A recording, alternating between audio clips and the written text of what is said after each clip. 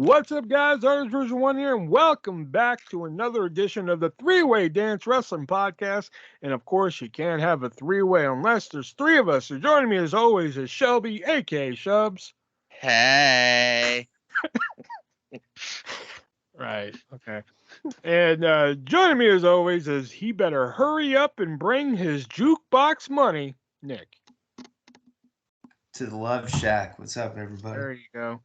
All right, so we got a show for you here tonight because some big news. There's a lot of big news here that I want to talk about here. Plus, we're going to do a retro pay-per-view review as a reward for Nick and Shelby sitting through Backyard Dogs, the winner of It Came From eBay last week. I let them pick our retro pay-per-view review, and Nick ended up winning, and he chose King of the Ring 2001. So we're going to be talking about that. So if you like retro pay-per-view reviews, stick around, hear that. Plus, we're going to be playing a new game based off of our little impromptu rant last week off of Karrion Kross and Lars Sullivan. We decided to spin that into like a little game here of Marry, Fuck, Kill. So we're going to take that on a test run tonight, see how that works out and everything. And of course, fact of the week, vintage pick of the week, all that. So let's get right into the news here. And the first thing let's talk about here, Riddle. Riddle was written off TV 2 weeks ago now, and it turns out the reason why he was written off TV, not for injury. Well, I guess it was injury, if you call it an injury to your nose, if you catch my drift. Wow. Because it turns out he tested positive for cocaine and another drug I forgot the name of. But he was tested positive for cocaine. This is not only his first offense, but his second offense, because he was that's why the match with Seth Rollins was moved off of SummerSlam. And he was basically given the Jeff Hardy treatment, as I've read, where it was either rehab or fired. Yeah, well, they have policies in place for that kind of shit, unfortunately. When it comes to the SummerSlam thing, I don't remember anybody even questioning that it was drugs back then, which is weird. The SummerSlam thing, all I remember seeing was that Triple H didn't feel as though the program had progressed far enough between them to have a match at SummerSlam, so he wanted to save it for Clash of the Castle. I thought Riddle had like a minor injury that they were like, well, maybe he should go. But you got to think though too, at around the time of SummerSlam was when we went to Saturday Night Main Event. Riddle wasn't quite back on TV yet, and he was still working house shows. The one thing that's inconsistent to me is the wellness policy, because up until, well, at least now, I don't remember any time before this in the last 2-3 years that they weren't acknowledging suspensions, because that's allegedly what's happened here. But I'm just surprised that they were able to keep it under wraps at all, to be honest with you. Well, that's what I mean. You keep it under wraps. I mean, yes, they're promoting the fact that he's a pothead, but at the same time, it's legal in a lot of different places now anyway, in a lot of the international markets. And it's, in general, a lot more accepted now, too, yeah. Yes. So, I don't know what to think about this. And there's another story I don't know what to think about necessarily either. I just hope he gets his shit right, because, I mean, Riddle's had some great matches with people. I mean, in my opinion, he had a 5-star match with Rollins at Clash at the Castle, Yeah. I don't know. I don't like Matt Riddle, the gimmick, but I do agree. He can pull it out when he needs to. And I mean, he needs to get his shit together. When we consider, unless he wants to end up in AEW and job out to fucking, I don't know, probably one of the AEW originals. But when we consider the fact that initially when Matt Riddle was recruited, or at least looked at by WWE, Triple H said, okay, give it a year or two, show me what you got. And then he hired him. It was based to Matt Riddle's ability over the years that he's reached the level that he has. He might really enjoy they want to cover up the fact that it's a suspension due to drugs, and publicly they don't say anything. But behind the scenes or on the internet, everybody knows the way social media shit works. He might really enjoy actually working for AEW. I mean, I know Tony Khan used to buy his weed off the wrestlers, right?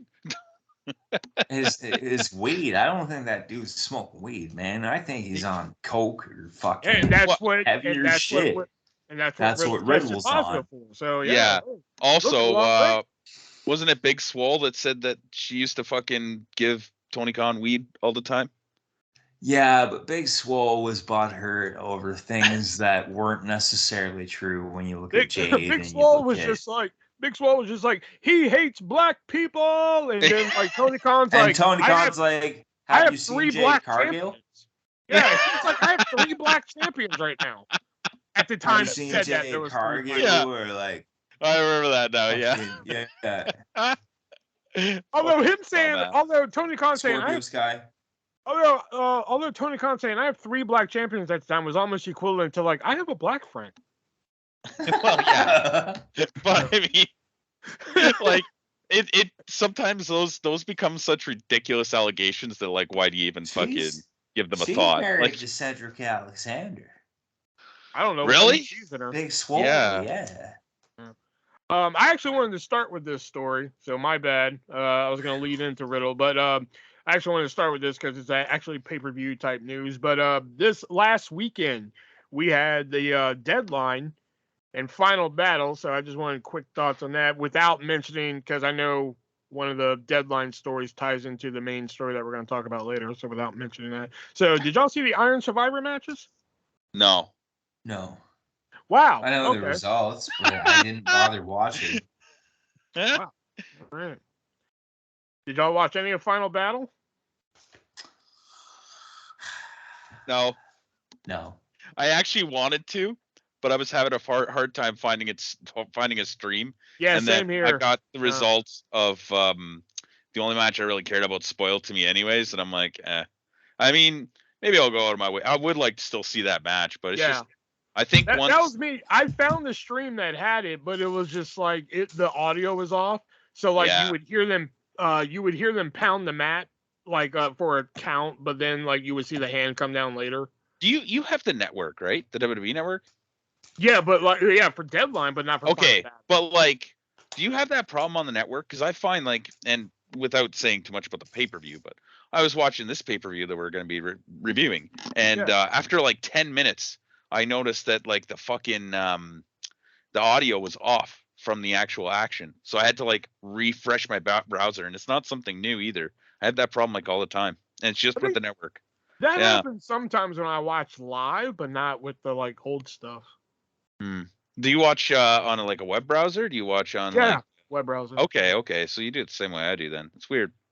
Anyways, off topic. But I was gonna say the Iron Survivor match. I was gonna say I was skeptic about it, but I actually really enjoyed them. Except for the one thing I didn't like is just that like I don't like how they built up JD McDonough to be like one of their top heels for the last few months, and then out of everybody in that match, they have him score 0. Yeah.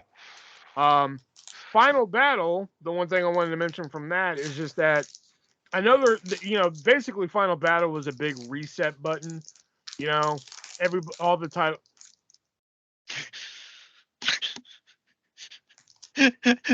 All the titles, what? No, I'm just letting you finish opening your candy there. It's not candy. It's just sorry. Final Battle is basically one big reset button. All the titles change hands except for the TV title. But one thing I was talking about this on YouTube, and that is like I understand that they're going to be relaunching on their Honor Club, their streaming service, and all that good shit. So like they want fresh champions and everything, like all that good shit. The only thing, and listen, I have nothing against Claudio Castagnoli. I have nothing against him. We all know, but I just think if you wanted somebody to bring ROH into this new quote generation or new era, whatever, don't you think that somebody like Jay Lethal would have been a better person to take the title off of Jericho? I honestly don't think they should have put the title on Jericho in the first place. It was just kind of dumb. I think he could have built that feud up with Claudio as the champion, beating former ROH champions. I didn't really still don't understand why they had to give it to him. I don't think it was official. Like, I don't think this is the official word, but rumor innuendo would have it that they gave him the ROH title because they figured that would help them get a TV deal. Yeah. having a big name as the ROH title. Like, oh fuck, Chris Jericho, yeah, he's been around forever. Fuck, here's a TV deal, you know. So that's the rumor innuendo. I feel You like know? they could have done a better job though if they like made Rampage the ROH show and like actually started promoting it and using maybe not the same like 3 fucking dudes every week, but like having steady competitors on there and doing something a little bit different too. Yeah. Would have been kind of nice too. I don't know, the whole way that feud went and the whole way like Jericho being the fucking champion, it just felt like something Jericho's like, "Oh, I've never won the ROH title before." And it felt really forced. I just think they're like, and like Jericho is not their top star. You think if they wanted a TV deal, they want somebody who the fans are really into. And as much as I don't really care for him, I mean, Moxley's like probably their biggest star right now. Not Moxley or Danielson, right? So I think it probably would have been better to put it on one if that was. yeah, I was about Well, MJF, yeah, that's true. I don't know. He's still maintaining the I am the one that gets the top ratings. Well, and yeah, that's true. He draws the most people, MJF. Like, so it's the Jericho is Ring of Honor champ. Like, I mean, if they had have brought in, like, because I read where Jericho pitched for PCO, and not so much PCO was important here, but Chris Hero to come in for the whole like storyline.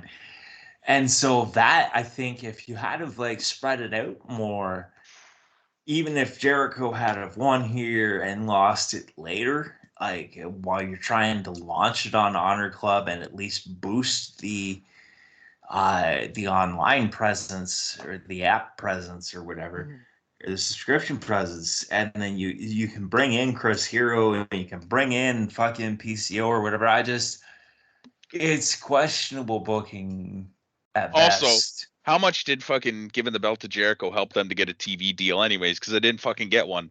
Yeah. Actually, allegedly that one's being announced in January. Yeah, apparently they have to wait until January to announce it. So why announce the Honor Club and fucking to build up to January? I guess I don't know. Fucking weird. I don't know. Just me personally, this is how I quote unquote fantasy booked it. I would have just put Jay Lethal in that feud because he's like, you know, when you think ROH, Jay Lethal is like probably one of the names that first come to mind. Because I mean, Claudio Castagnoli was in ROH, but when I think Ring of Honor, I don't think Claudio Castagnoli. Yeah, definitely Lethal in the last 10 years, especially. Right? At Final Battle, I would have had Jay Lethal win the title, even though he's AEW. He's an AEW guy. I would have had him win the title. And then, like, if he wasn't hurt, I would consider Adam Cole. I would have had Jay Lethal go win the title. Then, when Honor Club start building up somebody that either somebody new or somebody who's like ROH, you know, somebody like Mike Bennett or Matt Taven. Bennett, yeah, something like that. Then have them take the title off Jay Lethal. Jay Lethal can come back to AEW, and then whoever beats Jay Lethal can carry the banner for ROH. That's just how I would have did it. Yeah. Also, I hate to beat a dead horse, but I mean, he was getting some of the best ratings, and he is a former ROH guy. But if you wanted to get a TV deal, I think Punk would have been a better choice than Jericho, despite all the issues they've had lately and Punk being hurt. Yeah, I guess. Yeah, I kind of forget that he's hurt. That could have been a good direction. And it's like, I also saw too, like when you speak of Punk, it makes me think, I guess Jericho was the one that said, bring Cabana in. Yeah. Like, bring Cabana back so I can beat him, which I just so I can beat him. That was more Chris Jericho saying, I want to bring credence to me saying to Punk that he's a cancer in the locker room. Despite what I've made, to stick it to Punk, despite what I've said about Punk, like, I mean, that's the reality of the situation. Yeah, with Jericho. And you just got to think too, and I mean, I have to think too, how much more does Chris Jericho need to do this? If he really wants Fozzy to be taken seriously and more seriously than it's been in the past couple years, we have to remember Fozzy's been around since like 2003, 2004. Well, yeah. So how more, like, if he really wants to put his focus into Fozzy, just give up wrestling. You've done enough, man. You know what? He's hit his ceiling on both, I think. He's never going to get more popular than he is. And Fozzy, I think, get more popular than it already is. More than playing in smaller I really don't. Because theater type shows. I think the only people that are actually fans of Fozzy are wrestling fans. I don't think anybody No, outside of don't I get me know a wrong. few Don't get me people wrong. that are Fozzy fans that Don't could get give me a wrong. shit He about wrestling. probably he probably has a couple, but like he's never going to be Stones caliber. He's never going to be AC/DC caliber. He's never I'm going to be not saying he doesn't Motorhead have to be, caliber. but nobody, when you mention bands like that, nobody now is ever going to get to that kind of caliber because the standards of music, and especially the standards of different genres of music, are far from what they were in the 70s, I would argue 80s, that. and even the early 90s. I would argue that, but I don't know enough about You're gonna music. argue, you're gonna try and argue that against a DJ. Yeah, I would. I don't know enough about music to argue it. I do think there are Well, but I bands. mean, even knowing about music, I try to think of the standards that have been set and those artists that set said standards for those genres. It just doesn't work out. Yeah. I had a segue like when he mentioned CM Punk, but then y'all got on Fozzy, and that segue's dead now. I can't even use it. So fuck Was it. it gonna be good though? Yeah, that's the good Well, question. Like, I was was gonna it say gonna be the just fucking here. panty dropping good? Like, No, here you the go, segue was fuck gonna yeah. be. You said something about CM Punk, and I was gonna be like, well, a lot of people are down on CM Punk. Hey, speaking of down, Triple H, he's been on his little rehiring spree lately.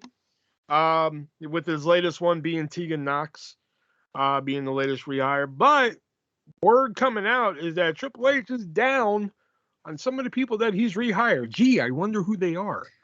Hit row. It's not the names haven't been revealed, but yeah, my guess is It's gotta gotta be Hit Row. Hit Row and Emma. I'd say Hit Row, Emma, and maybe Braun Strowman. Say Braun Strowman was another one I picked too, yeah. Because I didn't see the point of bringing back Emma just to feed her to fucking Ronda Rousey in her comeback. Yeah. And when you think about it too, like if you think about the others he's brought back, I mean, it's not Loomis. It's not Bray Wyatt. Good. It's not Bray Wyatt. It's not Dakota Kai. Yeah, Kai's doing good. Tegan Knox just came back, so it's not like it's not like she signed a dotted line, and it's not Valhalla because she just got back to TV too. Yeah. And the Viking Raiders have been around anyway. And then you think, okay, well, there's Cross and Scarlett, but I can't see it being them. I can see it being them. I can see it being them to a degree. But the rest, like, besides Hit Row, I just can't. I mean, even Johnny Gargano and Candice LeRae, like, I mean, that's based on what creative is given them, and to me, they're doing good with what they're being given. At least it's consistent. Yeah. So that can only leave Hit Row and Emma and maybe Braun Strowman. Cross and Scarlett. Braun Strowman took a pinfall loss to Ricochet. Yeah. Well, it's said to be that was because of that tweet. Still, though. Yeah. Though, yeah. And Braun doesn't really have a place there right now. Like, how are you I thought that when they first brought him back, he just is kind of there.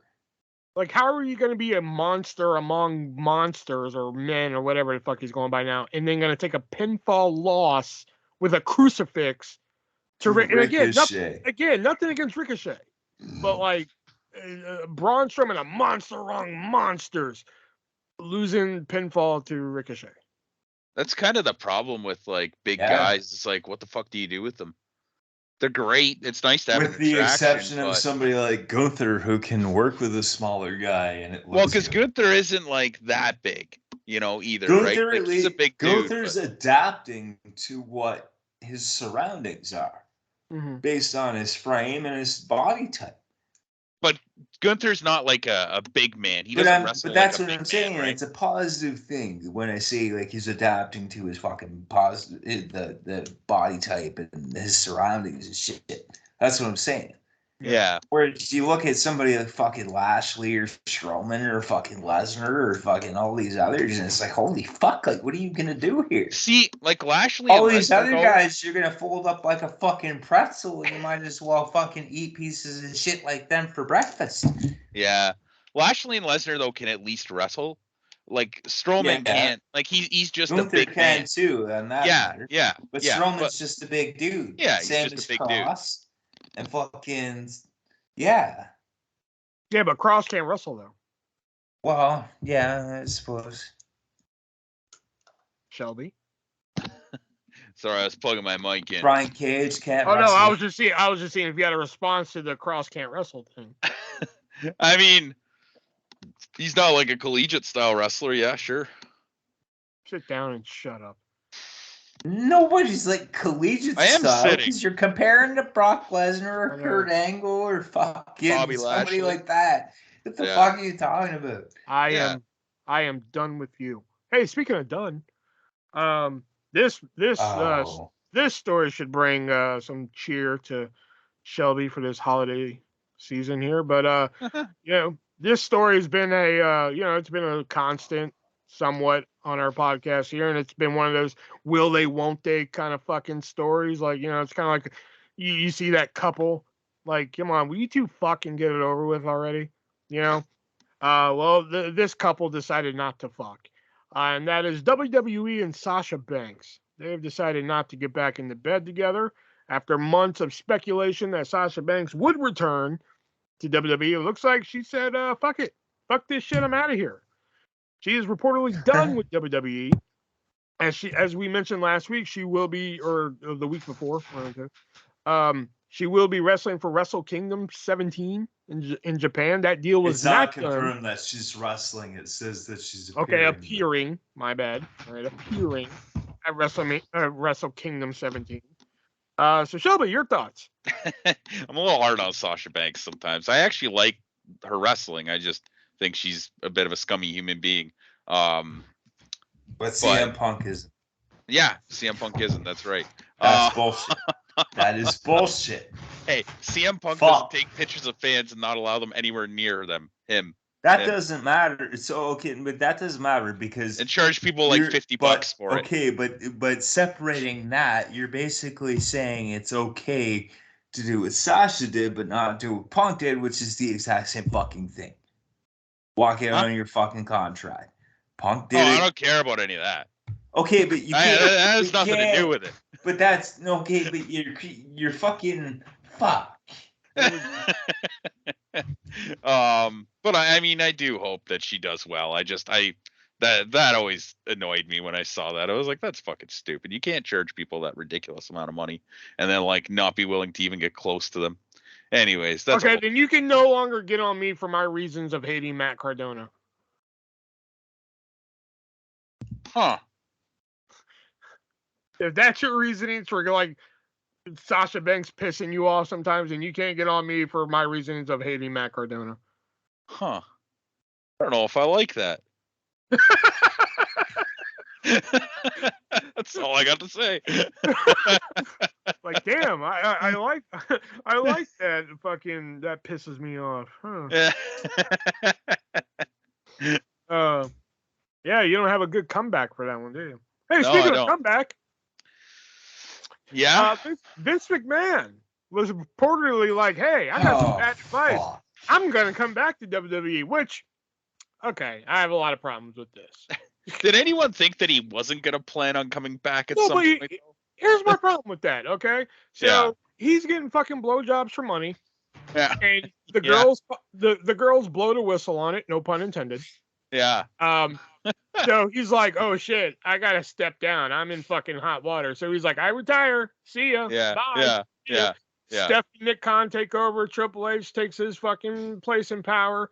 And then one day Vince McMahon wakes up and he's just like, I want to be the CEO again. I don't think that's how that works. No, it's definitely not how that works. No, that's definitely not how that it's works. Vince McMahon. You know what the thing is, though? He's a deranged lunatic. Of course he's going to think that. He still has majority ownership in the but in the company, though. So he might Which- still have majority ownership, and I thought this might get brought up, but that doesn't mean shit when it comes to shareholders. How so? Are still shareholders. There's still shareholders in a board of directors, and there can still be Yeah. a unanimous vote in favor. Not even a unanimous vote, but a majority vote in favor of not bringing him back. But because he owns so much of the company, he can still pull some strings. He could have pulled some strings long before now. And I he bet did. he is.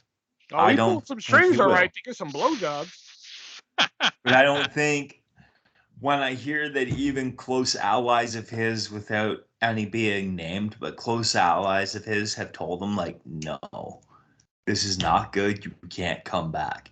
The I stock say- price plummeted after those announcements. I can't see he's going to be back at all. I say let him into WWE, but he's got to start at the bottom and work his way out. Put his ass in the You know mail, what? let him work up. That'd Put be a him in jobber. NXT and let him be a fucking jobber, and then see what happens. No, I mean, like, Vinny no, Mac. if he wants a corporate job in WWE, he starts in the mailroom, works his way up. Let's see if he can become CEO again before you're dead. Yeah. Honestly, if Okay. anybody could, it'd be him. He is still a fucking beast, I think. Even though he's a little feeble but now. the He man doesn't really know hasn't what's going on half the time. He hasn't slept a full night's sleep in probably 50 years. Yeah. He's dating somebody that's like 40 years younger than he is, which is just fucking gross. I mean, kudos to him, but holy fuck. That's what happens when you have money. I know, right? Mm-hmm. Well, maybe that's why Vince was. Well, what do you explain what's happening with me then? Because I have money too, but fuck. Well, you don't have Vince McMahon money, I'm pretty sure. I don't have to have. Pretty Vince sure you don't have McMahon like money $8 billion. Yeah, but that's not okay. But I don't have to have Vince McMahon money when I. Never mind. You know, I was about to say, if you do But- have $8 million, what the fuck are you sitting here for? If you have $8 billion, I'm driving to your Wait a house and we're going somewhere right now. All right, shit. Yeah, okay. Sure. When there's supposed to be a great big snowstorm, and suddenly you're just gonna fucking drive. 5 Yeah, hours, that is true. Be like, oh hey, what's up? I don't know. If you had $8 million, I'd fucking walk up there. No, you wouldn't. Yeah, fuck. If you're like, hey, I'll give you some of my $8 million. I'm like, shit. Let me get my shoes. I wouldn't Why even did be. you test I wouldn't this even be. theory? I wouldn't even be smart to the fucking border guy. Like, what's your business in Canada? I'd be like, $8 million. Yeah, okay, sure. All right, so we need to find a billionaire in fucking Canada that Will can go walk to. I Fuck know, your right? ass up Yeah. here. And again, I had a good segue, but y'all talked over it, so fuck it. Mandy Rose in the news. Mandy Rose on Tuesday night defended the NXT Women's Championship, a championship she held for 414 days, and shockingly lost the title to the Women's Iron Survivor winner, Roxanne Perez, and lost it to him. We're like, wow, that's shocking. She fucking lost the title after 400 days. Ain't that something? We all went to bed that night with fucking sugar plums and fairies on our mind, and fucking we woke up the next morning. That bitch was fired. Yeah, pretty much. Yep. I don't know about the turns- sugar plums, but yeah, definitely went to bed and found out she was fired when I woke up. Turns out she was, and this is what bothers me, because it turns out she was posting photos on a thing called Fan Time, which were risque photos, which, you know, WWE said no OnlyFans, no Twitch. And Mandy Rose beat the system. She was like, you didn't say anything about Fan Time, fuckers. That'll be You know? next on the list. I know, yeah, now it's on They'll there, have sure. to encompass everything, yeah. Once they fired her, they're just like, all right, needless to say, no more Fan Time, fuckers. Yeah. If you have to keep going down the list, we'll figure them all. Nice try. Fuck you. Yeah. So she was posting risque photos on there. Apparently, Mattel and other sponsors didn't like that she was doing that. But I'm seeing I wouldn't even call it a double standard, because, you know, Paige blows a guy on camera. Oh, fuck. Mattel's like, fuck, here's a brand new action figure of Paige. Fuck, comes with a blank VHS tape. Fucking here you go, you know. And a piece of Brad Maddox. You have to There you collect the go. whole You know? set. It comes with a build a What figure. piece do I get? The dick? The dick. Oh, I don't want Brad For Maddox's some dick. reason, it's black. Oops. I don't know if I want any of Brad Maddox. Maybe you want some of Xavier Woods. But yeah, they keep making Paige figures. They keep Paige on the payroll because they feel bad for her broken neck, and they pay her for doing practically absolutely nothing. They tried doing her as a manager for a while. Then they got rid of that and then paid her for nothing. But Mandy Rose, she posts a couple risque photos and such like that. Boom, boom, she's out the door. 2 arguments. First one, that was like Mandy Rose was doing that on purpose. Paige wasn't purposely like filming herself and sending it to fucking. Fair. Right? Second one, I mean, Vince was getting blowies at that point, so like whatever. I'm pretty sure Stephanie's still blowing. I agree with the first point. Stephanie's still blowing the head of creative. Yeah. Oh well, I mean, I'm pretty sure they're married as well. That doesn't matter. They probably don't have time for that, to be honest. I guess when you think of what happened to Zelina Vega, which is pretty much the exact same thing. Yeah, it wasn't OnlyFans, but yeah.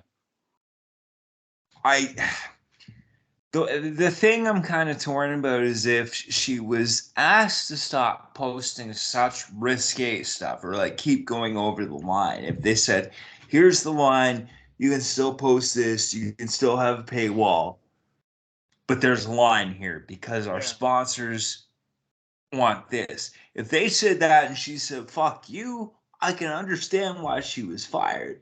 But if they didn't say that and they still fired her anyway, I can't understand it. Yeah. Because they promoted her as attractive, and that was what her whole gimmick was. Toxic attraction. Yeah. They're basically doing that without the nudity anyways, and that's the thing. Yeah. But I mean, if there's even, because I've heard like there is a video of her in a pool or a river or some shit or at the beach, and it was topless, but not okay. If you don't see a nipple, I've seen more nipples on WWE TV than what I've seen on in those videos. Oh, okay. Well, fair enough. Okay, fair enough. But here, wait a minute. Going back to the Paige argument, though, they didn't fire Paige, and yeah, of course, it was by accident. Somebody leaked their videos, but like Emma accidentally didn't pay for a fucking iPhone cover, an iPad cover, and they fucking fired her ass right away. But they brought her back too. Still. And there has been talk that they will bring back Mandy Rose. But you can also bring up the argument that here's Jimmy and Jey Uso that both have multiple DUIs that aren't allowed in different countries that WWE go to that are big money markets, regardless if it's just live events they go for per year or not. And then you fire Mandy Rose because she showed a little bit of a tit. You know what I mean? Like, what? Yeah. I disagree with that. I think maybe a suspension would have been suffice. Nah. You could argue that, I suppose. You know? Maybe a spanking. I don't know if that sends the same message. Well, if Vince was in charge, hey, there you go. Well, I think if John Laurinaitis, Mandy. If John Laurinaitis was in charge, I'm going to need you to come to my office for a spanking, Mandy. Oh, because of the pictures? What pictures?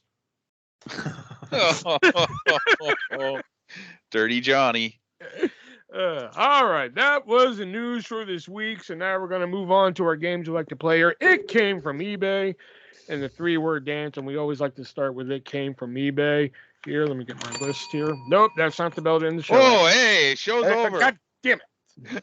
All right, there we go. I was about to say, my sandwich is ready, but then I realized I wasn't making a sandwich.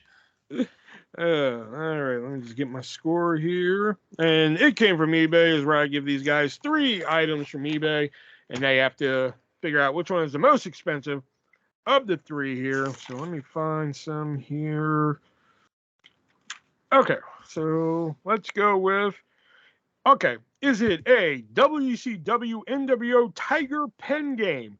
This is a ink pen that actually on the end of the ink pen has a WCW NWO electronic game on the end there. Or is it the let's go with another handheld game. Let's go with the 1995 Hulk Hogan WCW Micro Games of America handheld. This is just a handheld. This is Hulk Hogan when it was Hulkamania. It's like one Save of your spot for you, brother. He'll play your game for you, brother. Or why would I want him to play my game? I want to play my game. Oh, fucking Hulk Hogan. Or is it the lot of 4 1999 WCW NWO yo-yos that feature Goldberg, Kevin Nash, and the WCW Choose Your Side, which is either WCW or NWO Wolfpack? Which one of these three are going for the most expensive price on eBay? Tiger Electronics pen game. Yo-yos. No points. Fuck. It's actually the 95 Hulk Hogan Micro Games of America handheld. Going for the price. Well, ain't that a bitch? Going for the price of $69.99. Damn. Yes. Ain't that a bitch? All right, your next three here is. What was that again? I forgot about that. Okay. Oh, okay. Is it a 1991 WCW Sid Vicious watch sealed? Oh, this is like, signed by Tully Blanchard? No, not signed by Tully Blanchard. No. Signed by Arn Anderson. No, I'm kidding. No, but this is like one of those old watches that, you flip open the Sid Vicious and underneath is the time and everything. Still sealed in the package. Or is it 6 unsharpened pencils featuring Hulk Hogan, Ultimate Warrior, Andre the Giant, Jake the Snake Roberts, Rick Rude, and Macho Man Randy Savage? Yeah. What was that again? Pencils. 6 pencils. Okay. Unsharpened. Yes.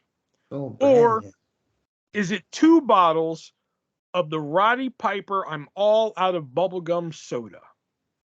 Which one of these three are going for the most expensive price on eBay?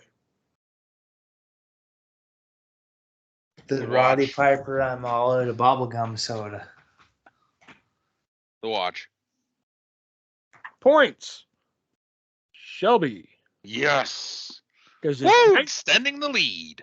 The 1991 Sid Vicious watch Lift my crack, Shelby. Sealed is going for the price of $199.99. Yeah, it's a watch. I mean, fuck. It's not even scissors. But it's Sid Vicious. Yeah, but it's unopened. It's not even Sid Vicious. At least it's not 2 bottles of bubblegum soda. Yeah. All right, and your last three here are okay. Is it a 1991 Hulk Hogan wristwatch sealed? And again, it's just like the Sid Vicious one, but it's Hulk Hogan, it's WWF licensed, whereas the Sid Vicious was WCW. Is it the 1970s Antonio Inoki clay ashtray? That fucking haunting big gaping mouth. Set it on fire. Or bury it, fuck. Or is it the set of 1985 WWF sealed Viewmaster reels? You get 3 Viewmaster reels still sealed in their package. Which one of these three are going for the most expensive price on eBay? The first one. Yeah, wristwatch. Oh, believe it or not, that's actually the cheapest. Fuck. Damn. Yeah. I did that to throw y'all off. Believe it or not, the most expensive one is the 1970s Antonio Inoki ashtray, going for the price of $90. Oh, I was gonna ask you what the price was afterwards because I was interested in buying it, but for $90, I don't think so. Really, you want that laying around your house? I do. I really do. I mean, I never respect get laid again. I respect It's Antonio. okay. Inoki I have a an lot. ashtray. Okay. It's an Antonio Inoki ashtray. But All right. Now we move on to 3-word dance, which is where we give each other 3 words that relate to a wrestler, and we see if we can make the connection. And we continue my quest to go 3 for 3 here tonight. not gonna happen, pal. Nope. I don't know. Tonight 2 might seasoned vets here. Tonight might Yeah. be the night here, I think. No. Yeah. Not gonna happen. Your first 3 are boy, castle, eye. As in Alton Castle. no, as in Yeah. eyeball. No. Okay. Dominic Mysterio. No. Boy, castle, eye. Seth Rollins. No. Drew McIntyre. Oh, no. No. Man Mountain Rock. No. Oh, How the fuck did you get Man Mountain Rock from these? don't worry about that. Okay.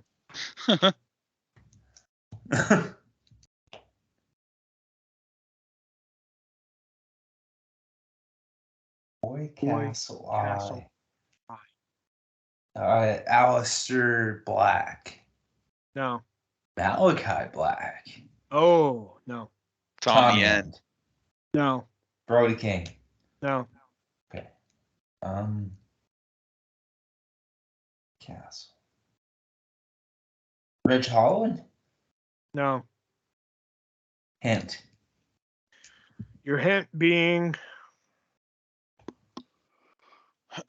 Frankie. What? Frankie.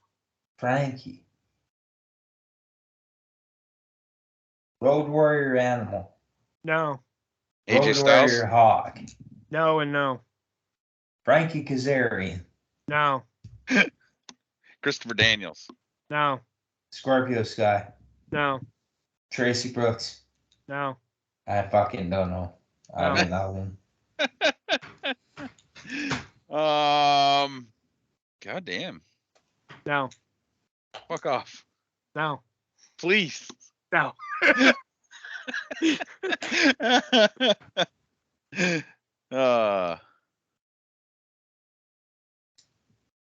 don't know why, but Chavo Guerrero? No. Yeah. How about nothing? Yeah, I'll give this one to you. Vader. Boy Castle. Oh. Boy for Boy Meets World. Frankie, Oh, yeah. Son on Boy Meets World. Castle. He had the White Castle of Fear. And eye, he had a match with Stan Hansen where his eye popped out. Oh, yes. Gross. 1 down, 2 to go. All right, my first 3. I think you guys are gonna get these pretty quick. I don't think I fucking made them hard enough this week. My first 3: Blade, Cut, Edge. John Moxley. No, Edge. no. BCE. Ric Flair? No. Although these are very vague, I suppose. Owen Hart? No. Razor Ramon. Razor Ramon is correct. Ah. Yeah. Blade, Cut, and Edge, all related to Razor. Okay, so next 3 words: torment, intimidate, sunshine.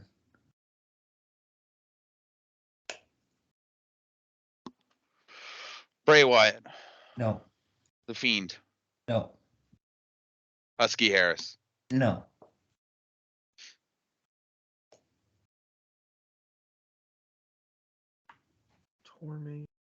Torment, intimidate, sunshine. Sunshine is just oddly placed in those 3 words. It's supposed to be. Yeah, I figured. Oh, torment, intimidate, sunshine. Oh, my ex-girlfriend. No. Happy Corbin. No. No. Kylie Ray? No. Brianna Ray? No. Okay. Norman Smiley. No. Huh? Sunshine. That's Smiley. I don't know.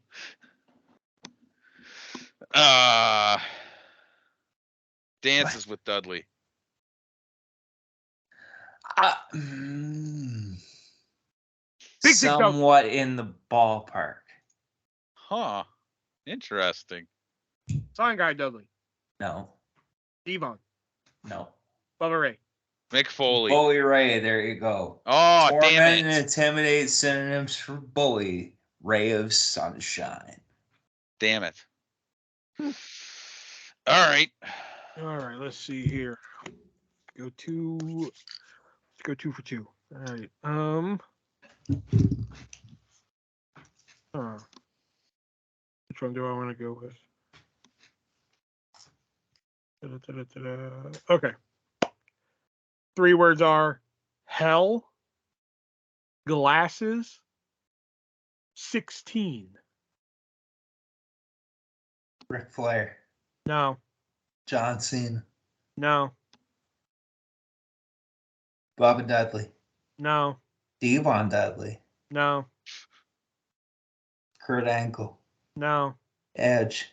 No. Christian. No. Matt Hardy. No. Jeff Hardy. No. Fuck. No.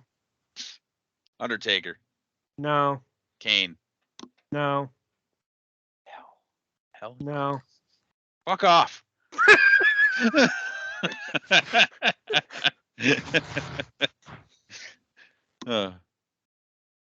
Hell, glasses, 16.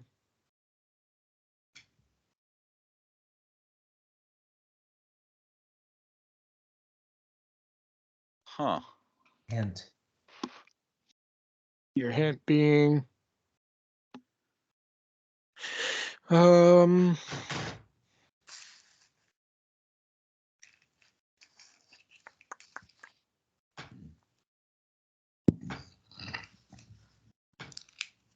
coconut. Jimmy Jimmy Snuka. Snuka. No. Roddy Piper. Piper. Damn!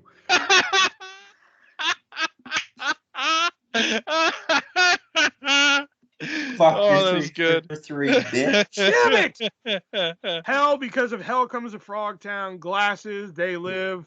16, Roddy Piper was actually in the Super Sweet 16 movie. Oh, okay. And I thought Coconut would throw y'all fucking way off, but God damn it! And the quest for 3 is denied. There was a 2-pack of action figures of Roddy Piper and Jimmy Snuka that even came with coconuts. Dumbass. All right. Next 3 words. Black. Orville Brown. No. Red. Baywatch. Hulk Hogan. No. Ric Flair. No. Virgil. No. Randy Savage. No. Wait, what are the words? Kevin again? Nash. Black, Red, and Baywatch. And no, it's not Kevin Nash. Sting. No. Vader? Scott Hall. I didn't hear either of you. Vader? No. Scott Hall. No. Ted DiBiase. No. Hulk Hogan. No. Was it anybody who was it any WCW wrestler who was on the episode of Baywatch? No. David Hasselhoff. No. When did he wrestle? He guest hosted an episode of Raw. There you go. Fair. Hint. This might give it away. I'm not sure. Cool Walk.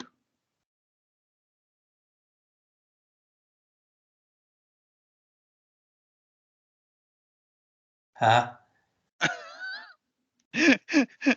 I guess it doesn't give it away. I got nothing.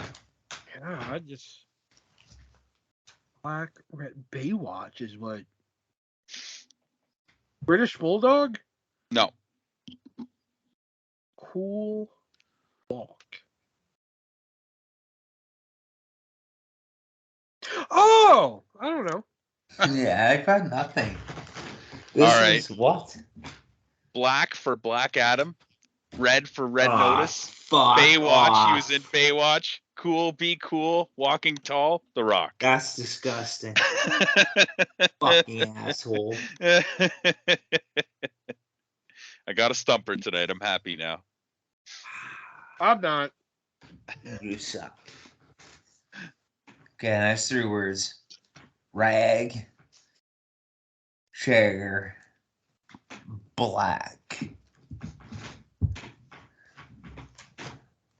Oh fuck. Bray Wyatt. No. Ray Phoenix. Not Ray Phoenix. The other No. one. Penta. No. No. Rag chair. Ty Dillinger. No.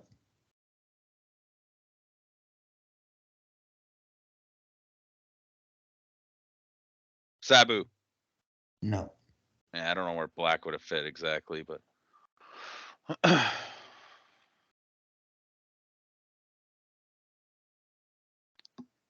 Terry Khali. Funk. No and no.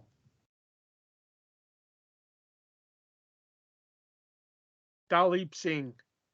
No. That's fucking Great Khali. Fuck off. I don't like playing this game with y'all anymore because y'all are very violent. Yeah, okay. Mr. Perfect. No. Oh, that was a good guess.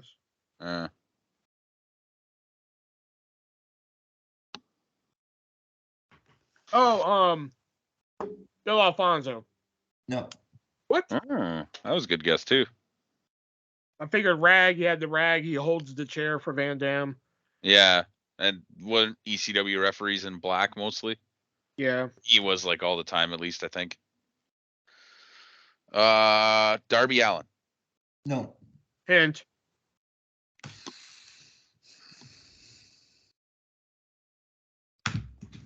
Hint being. I don't know how to Bowser. spell that. Blowjob. Oh, Vince McMahon. There you go. Do-rag, chairman, black ring gear, and blowjob. It sounded like Bowser. I was like, Bowser? Oh, which one do I want to do now? Doesn't really matter. Yeah, because you fucking suck. You suck. All right. 3 words are softball, squeegee. Sid. God damn it. Damn it. The 3rd word was brother for Big Brother. His son was on Big Brother. All Fuck right. this game. Fuck My you, last bitch. 3. Beautiful. Voluptuous. Bobby Eaton. No. Vindicated. Wait, what are the words again? Sorry. Beautiful. Voluptuous. Vindicated. Or Voluptuous? voluptuous. Sorry, voluptuous. I added an M for some reason. I don't know why.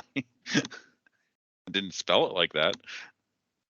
All right, I just wrote down the letters. What are the words again? Sorry. Beautiful, voluptuous, vindicated. Gold dust. No.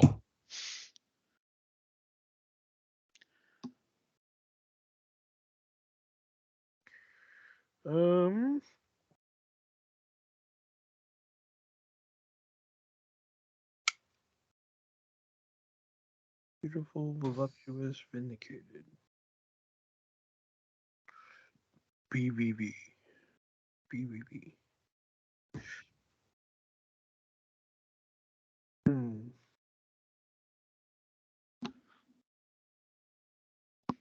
Rick Rude. Nope. Hint. Baby bull power. Fuck you. That's rude.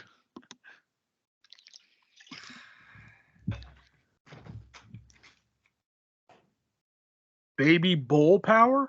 Yes. Bull Nakano. No.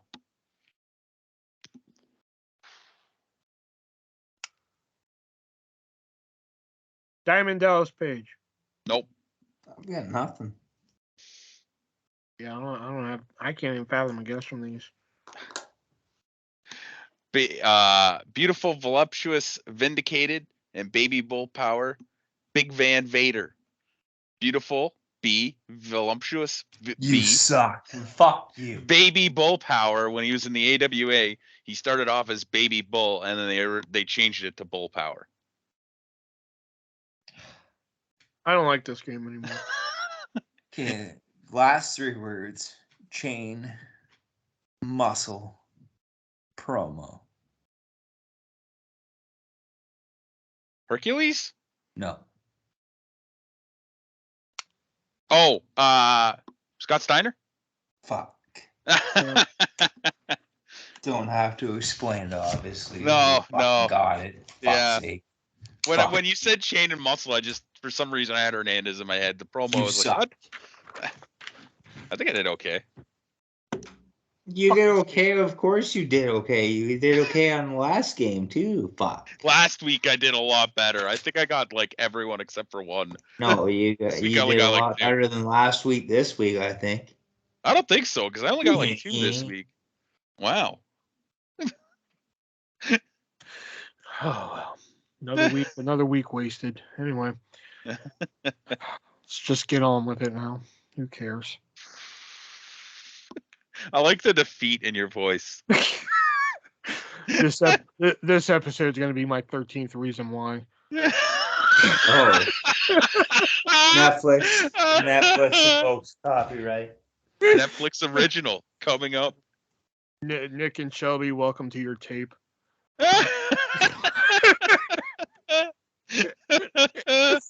Anyway, Oh, God. let's get back to seriousness there. So yeah, now we're gonna move on to a review of the classic pay-per-view, King of the Ring 2001, which Nick picked for us here. But before we get to that, we got to give a quick shout out to our sponsor here, MoviesRUSA.net. We have some big news. Well, I wouldn't say big news, but we have some news about our sponsor, which I will get to here. But first, I got to tell you guys about MoviesRUSA.net. If you open any fucking thing,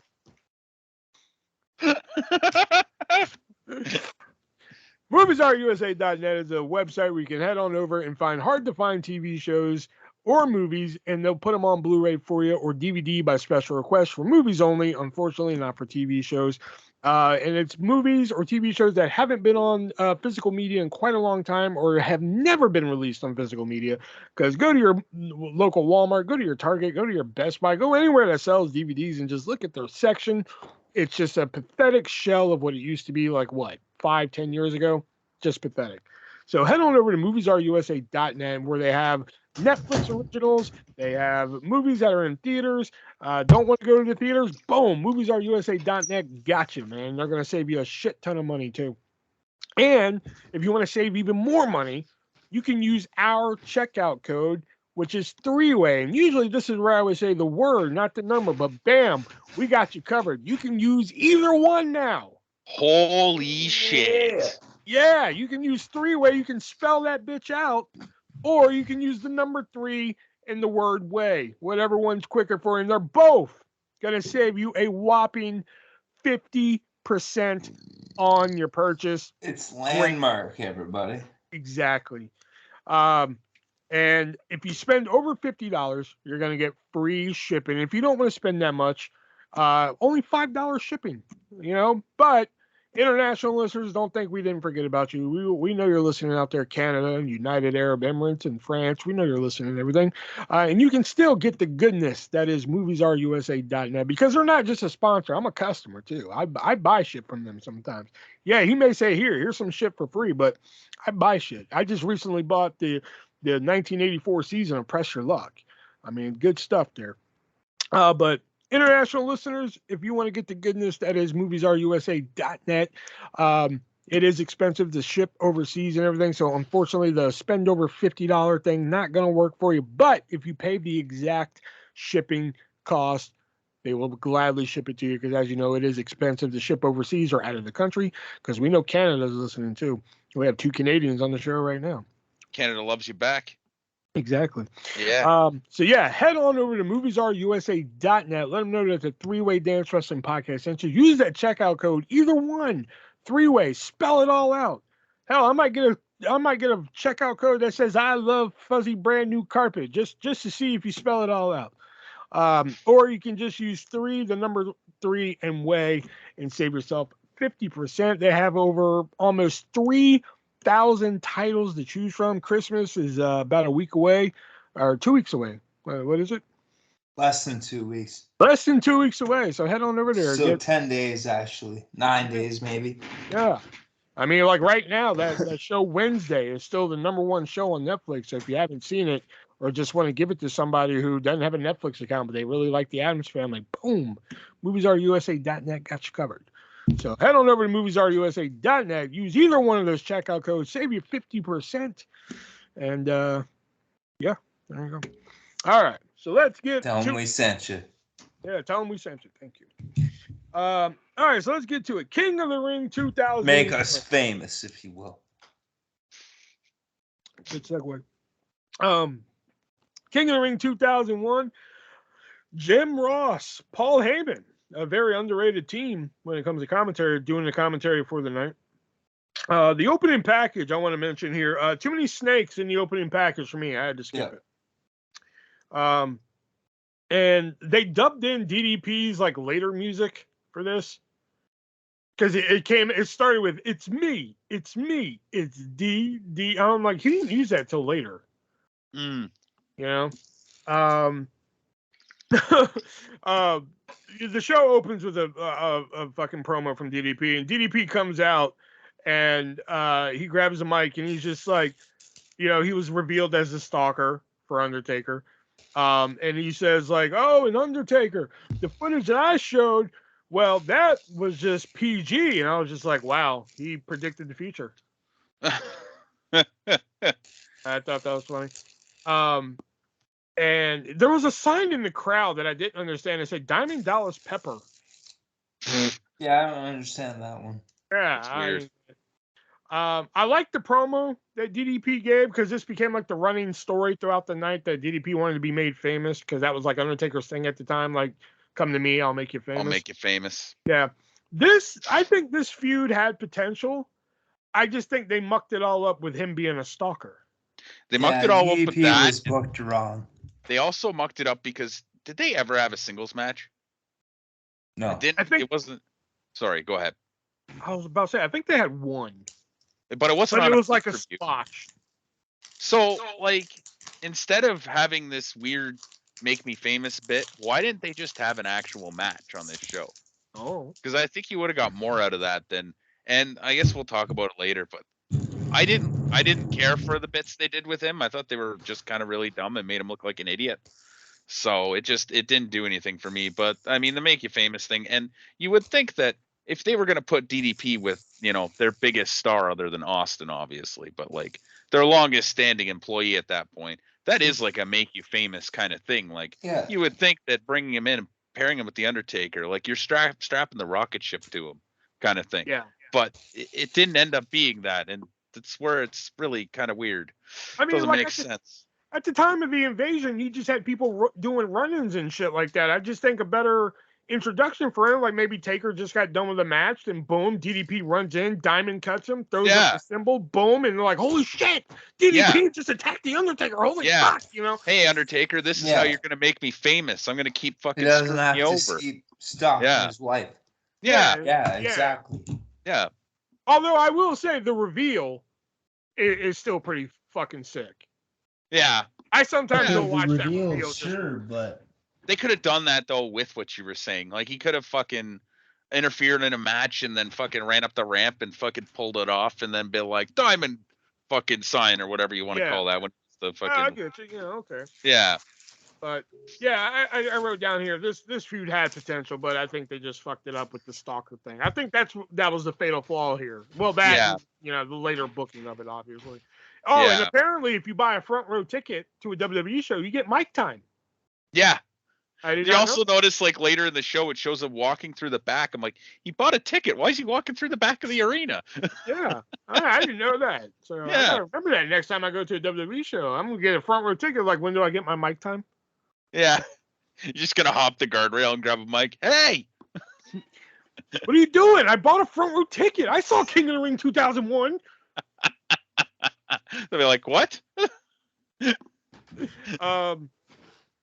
All right, and that leads us to our first match of the night, which is a semifinal match in that year's King of the Ring, which was Kurt Angle, the defending King of the Ring, taking on Christian. And the first thing I noted here, because this was 2001, Kurt Angle still had hair. The first thing I noted here was like kind of odd not hearing "You Suck." Yeah. It was Yeah, really it is bizarre. very odd. Yeah. Yeah, it was very Yeah. bizarre not hearing it. Yeah. Hell of a throw on Christian. Like he did this. Kurt Angle picked him up for like a double leg, but then he like twisted him in the air and shit. I was like, God damn. Yeah, he fucking like threw him over his shoulder. Yeah, Oh, that one. I fucking was like, God incredible. damn. Nice bump from Christian to the floor there. Good spinning heel kick from Christian. Kurt always had a great moonsault. Shame he never hit it. Yeah. Well, Yeah. it kind of makes sense because it takes him a while to set it up. Yeah, I And know, he but- did hit it a couple times, but Yeah. Oh, and I did like the spot where Christian he used the ref to climb to the rope. yeah. That's Yeah. something you don't see. No. You know, I like that. That was pretty good. And at first I wrote down why Shane, but then I understood the psychology. Yeah, yeah. I had the same thought actually. Yeah. I was like, why the fuck is Shane helping Kurt win? And I was just like, oh yeah, Yeah. Yeah. I wrote down why Shane, crossed it out, and then I wrote, I know. Yeah. It was funny because as soon as the commentary started going on with it, I'm like, oh yeah, that's why. That makes Nice sense. angle slam from the apron. Fun little match here. I get, and again, before I state this, I never really hated Kurt Angle as a wrestler or anything like that. I just never really. There's only like one Kurt Angle match I can really point to and be like, wow, that was really fucking amazing. And that was like his first encounter with Samoa Joe. Oh yeah. Yeah. Oh, and Shawn Michaels at WrestleMania 20. Oh yeah, yeah. Those two right there, I can be like, oh, those are great fucking matches. But like everything else Kurt Angle did, I'm just like, I don't hate it. I just don't fucking bust my load for it like people do. Right. So looking at this on paper, like going into this match, because I think it's been like eons since I watched this pay-per-view. So going into it, I was just like, fucking whatever, Kurt Angle, Christian. I gotta sit here and watch it. So like I had more fun with this than I thought I was going to. So 3.5 stars. I gave it 3 for the same reason. It was good, but like at the same time, like I don't know, like it was set up the way it needed to be. So yeah, 3 stars. Yeah. I loved it. I absolutely loved it. And there's nobody since, and I don't think there's going to be anybody since, ever, that can just throw a guy and make it look so effortless. Like the way that he does a lot of that shit, it's like he's not even like fucking trying. And it's really prevalent in the Shane McMahon match later on. But we'll get to that. Fucking loved it. Made sense. It's just Angle throwing guys, no insulting my intelligence. And wow, I really miss Kurt Angle. 4 out of 5. Wow. Yeah.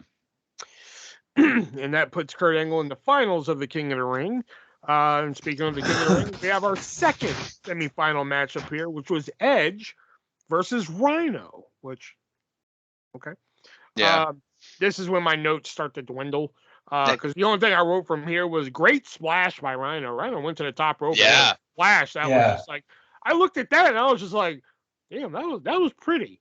There you go. They're going for the King of the Ring here, so he has to pull out all the stops. And that double spear they went for, like Rhino went for the gore, Edge went for the spear. That'd been one I'm just like, okay, like Rhino comes to me and it's just like, okay, we're gonna do a spot where like I'm gonna go for the gore and you go for the spear and we're gonna collide. I mean, like, doesn't work for me, brother. Yeah, it did come off very well. It looked well, weird. not even like it came off very well because that's just been one I'm like, no. Yeah. I hear you. those are the only two notes I really wrote down. I thought it was a okay match. You know, decent. 2 3/4 stars. I initially had this marked as 3.5, but I'm gonna mark it down to 3. It was just kind of there. Rhino, it's too bad they squandered Rhino over the years that he was there, like even when he came back, because he was super over here. Like from what I consider as super over based on the crowd, like at that, like on the show, like so I I mean, just yeah, when he was just off his ECW run, yeah. yeah, especially like He- in the New York and like north, I could have west, east bought kind of area. I could have bought Rhino winning. Even though it was like, okay, Edge is obviously gonna win this. Yeah, so 3 stars, it was a good little match. It really kind of set like the tone for what Rhino would become, I think. Like he's there and yes, he's good, but he's not gonna win like anything significant. Yeah, I really can't add too much else. It wasn't the best match on the show, but it wasn't bad. 3 out of 5. And coming up next, we have the Dudley Boys, who just won the WWF Tag Team titles from Chris Jericho and Chris Benoit, who we will see later, taking on Spike Dudley and a mystery partner, and that mystery partner being the WWF Intercontinental Champion Kane. And favorite fucking thing in this match was like Spike came out and then like the Kane pyro came off and everything, so it's Kane and everything. So Spike just like fucking books it to the ring, like hell yeah, let's go. And the Dudleys beat the shit out of him while Kane just fucking Just casually walks to the ring. That's kind of his gimmick. He's not in a rush. He doesn't really care about Spike. He just wants to beat people up. Spike always took great bumps, man. He did, and his selling too was just impeccable for like a little guy. He fucking knew how to do it. Yeah, and he was great in this match. Yeah, great powerbomb by Bubba. Teddy fucking up another count because I think he did a 3 count. Oh no, yeah, he did a. I think Devon actually missed his cue, but still, Devon missed fucking breaking he missed the pin. cue, yeah, and then he missed another cue too. But like Teddy was counting it, and Devon missed his cue, but like he didn't even like make it look like I don't know how to start. Teddy fucked up is my point. Right. Great throw by Kane. He threw Spike out to the floor and shit. That was great. Yeah.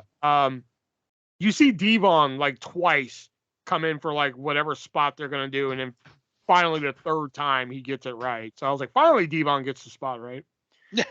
And then great finish into the 3D. This was another little entertaining match. This is one that like you could have threw on Raw in 2001. And this would have been okay, but like for a filler match on a King of the Ring, this was decent. So 3 stars. 2.5. I don't have anything to add. I like the little spot where Bubba tosses Spike to Kane. And Kane tosses Spike back to fucking Bubba. Like that was okay, but otherwise, like it was just kind of there. I love this one too. I thought this was a textbook tag match. It worked really well with the little man, big man kind of thing going on. But it was great. I always loved the Dudleys. I gave it a 4 out of 5. Wow. Yeah. Oh, I gotta mention this. It's not a match, but it's like my fucking favorite part of the pay-per-view, and I really hope that this was a shoot. You know, but they show Billy Gunn at WWF New York. And they ask him, like, hey, what are your thoughts on the finals of the King of the Ring? And he's like, my thoughts on the King of the Ring, I'm the defending King of the Ring, and I wasn't even in the damn tournament, and I'm here at WWF New York. And then he walks off camera. I was like, well, he seems glad to be there. I think he said a little more than that, but that was the basic gist. Yeah, that's what I was like. I was like, God, I hope that was a shoot. Yeah, I don't know what. Down. They were just like, let's go to Billy Gunn at WWF New York. And then he said his little spiel, and I just wrote down, Billy is glad to be at WWF New York. I don't think that's what they were going for, but I don't think it was a shoot, I should say. But like, I don't know what they were going for. I don't know what they were going for with that. Oh man, if that was a shoot, that is great. Yeah. Like I was just like, damn, man. Then he just walks off camera. I was like, God, I wish that was a shoot. Because that was my only note. Billy is glad to be at WWF New York. Then next up, we have Edge versus Kurt Angle in the finals of the King of the Ring. I didn't really write down anything. To me, this was mediocre. I thought the ending was pretty good. The ending sequence was pretty good. Yeah. This is one that, like, I understand it was a tournament final, so you couldn't really put it on Raw. But to me, this was like a Raw match at that time. So 2.5 stars. I think what they were going for at the end of that match was that they're supposed to be both a little tired, right? But yeah, I mean, it wasn't like anything phenomenal. Wasn't anything phenomenal. It was standard up to the way they made the standard of the King of the Ring matches for the show. And I didn't really think Angle was going to actually win it. I liked the Angle pre-match bit when he was like, "I think I know you." That was good. So yeah, 2.5. Oh no, wait, 3 on this one. Yeah, I think it's a generous 3. I gave it a 3 as well, though. But yeah, it wasn't. Again, it didn't insult my intelligence, but there wasn't anything phenomenal about it. And I feel like they had good matches as well. Yeah, they've had good matches, but this wasn't one of them. Yeah, in my opinion. No. Yeah, probably just how short they had to keep it. Maybe. Yeah. And coming up next is a match that I was shocked was even on the fucking card. Not because it was bad, but I was just shocked that it was on here. And that is Jeff Hardy defending the WWF Light Heavyweight Championship, which is a title we don't talk about often on here, against X-Pac. And like something that stunned me while I was watching the show is Jim Ross was just like, well, X-Pac, he hasn't even reached his 30th birthday yet. I'm like, X-Pac wasn't 30 in 2001? Yeah. Wow, he looks like he's like 40. So I'm like, that fucked me up watching this. Yeah. Nice springboard to the floor by X-Pac, and then X-Pac had a beautiful spinning heel kick. Nice botch in the corner. This was like just quick, to the point, nice little filler. 3 stars. 3.5 for this one. This one, my notes are all fucked up here. The only thing I didn't like is that it could have been longer. They have a solid competitive little match up there, but it should. It could have been longer, and I would have rated it higher than 3.5. Love the X Factor music at the beginning, and I don't know, was actually on the fucking show? Yeah, that is Uncle Factor. Yeah. Okay. Because I know, like, they change it on the fucking network sometimes. And it's weird, actually. I watched the show, The Raw, the next night, and when he comes out, he doesn't have that theme. So I don't know if they changed it or if he changed it that night. I don't know. Anyways, it was kind of weird, too, that, like, X-Pac lost here because he fucking takes the belt the next night. So I don't know what the fuck the point is keeping the belt on Jeff for one more night. But it was a good little match. I thought they did really well with it. But yeah, it wasn't like super long or anything. I gave it a 3 to 5. It was short, to the point, just nice little filler. Yeah, yeah. It did what it needed to do. And coming up next is one of the matches this show is famous for, which is Shane McMahon taking on Kurt Angle. Kurt Angle in his 3rd match of the night. And I didn't write too much about this because I was just watching it. But there was one thing I did notice. Shane McMahon diving over the desk from the barricade. That's something he never really did after this. No. But That's that was not really something cool. people often do. Yeah, Really? yeah, I thought that was really cool. Yeah.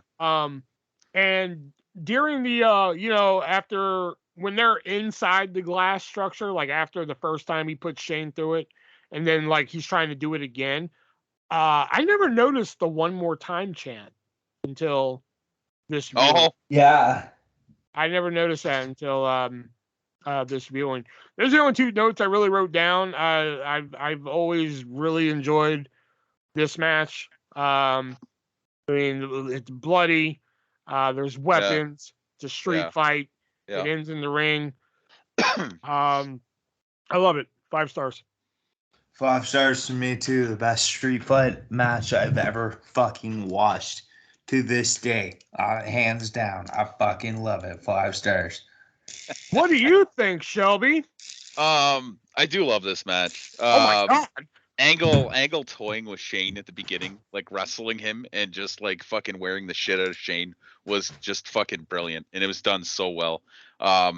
It's funny too. I can kind of see some of Shane McMahon and Darby Allin, just the way that like he fucking hurdles himself and shit.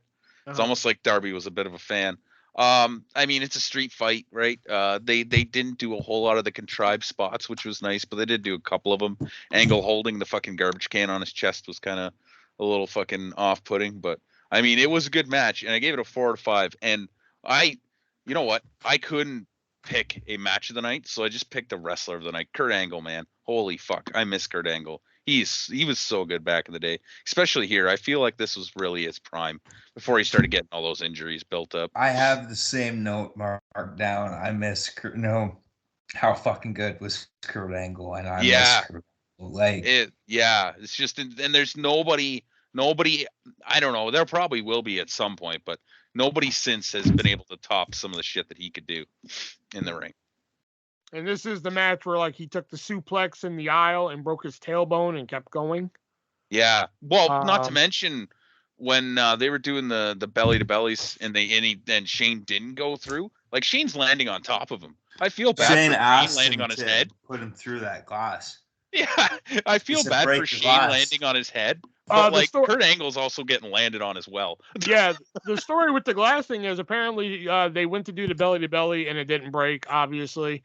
And Kurt was gonna call it off. He was just like, "All right, we're not doing this spot." And Shane whispered to him, "Put me through that fucker." Yeah. So he did it again, and boom, he went through it. So yeah.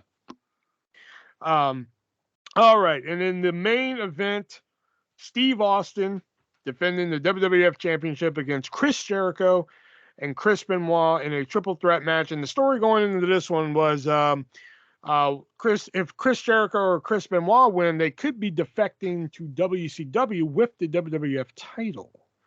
So sneaky. And there was 2 promos in the night earlier that just kind of teased it. Benoit was just like, God damn, Jericho's was so hard to listen to because he's just like doing his catchphrases for the whole thing. Fuck.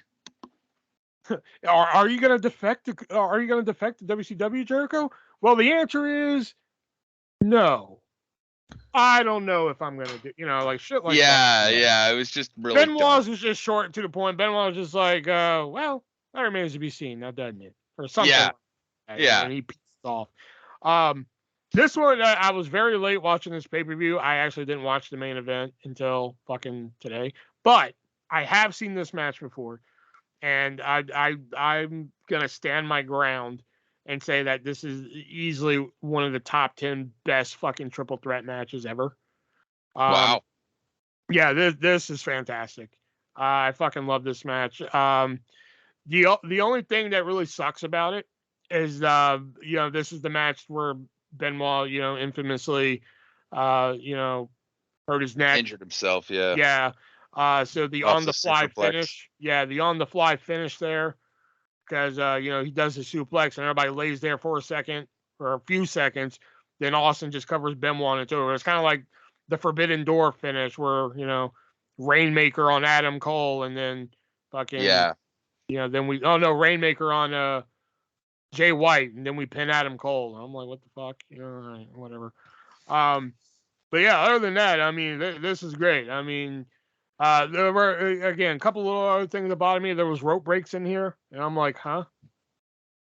This is a triple threat match. Yeah.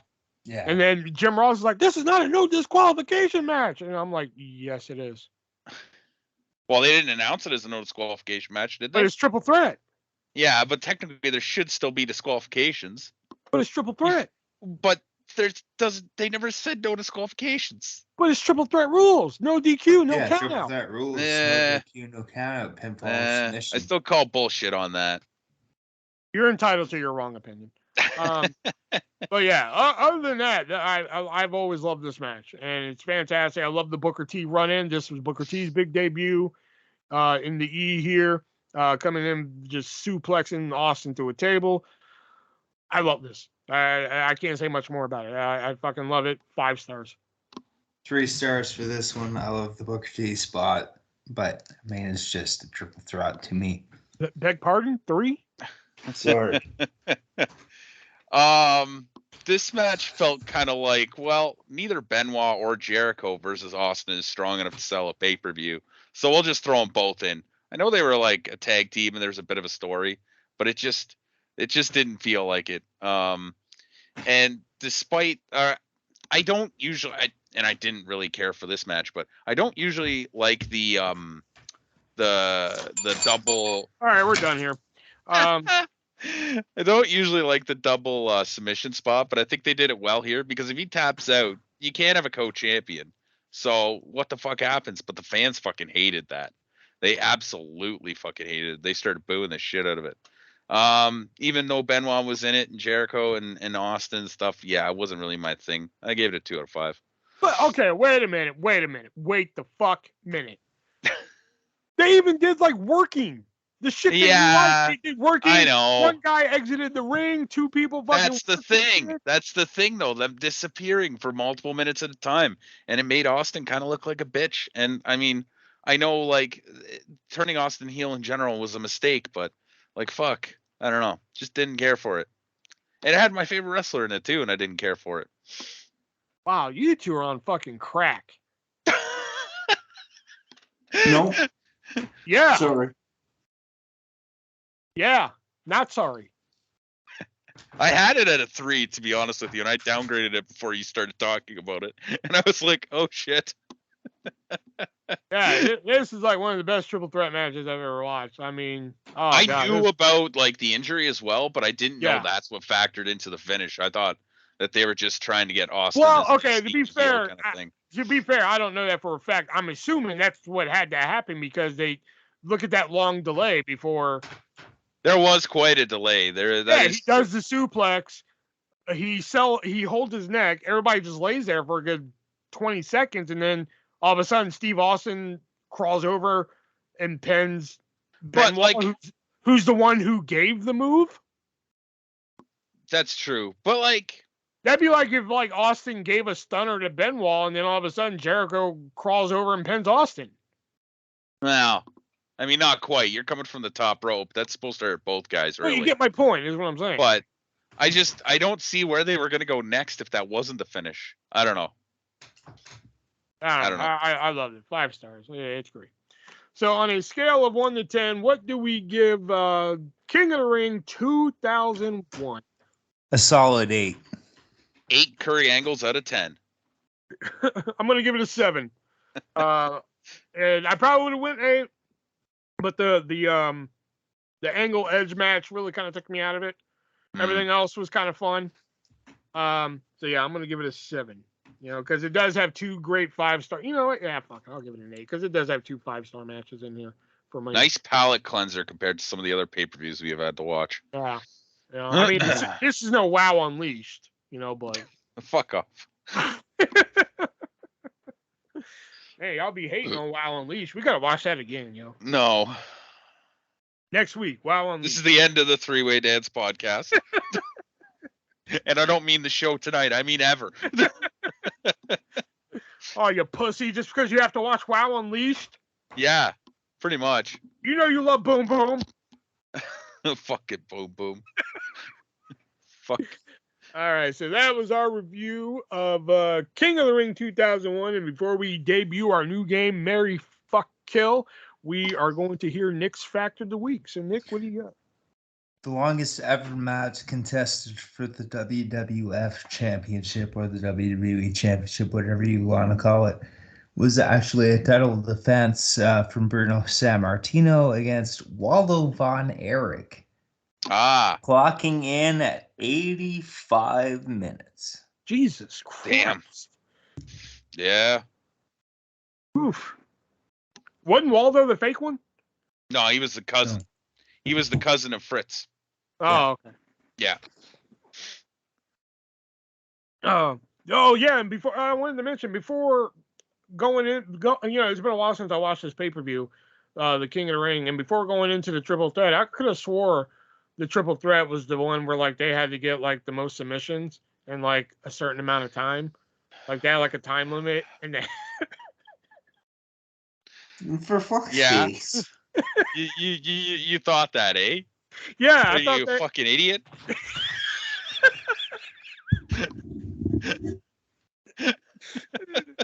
was the match with Benoit, so I thought this was the one where like they had like X amount of time on the clock, and then they had Could to you get imagine that as a gimmick? Just a guy who like every time he wrestles, it has to be like an Iron Man match.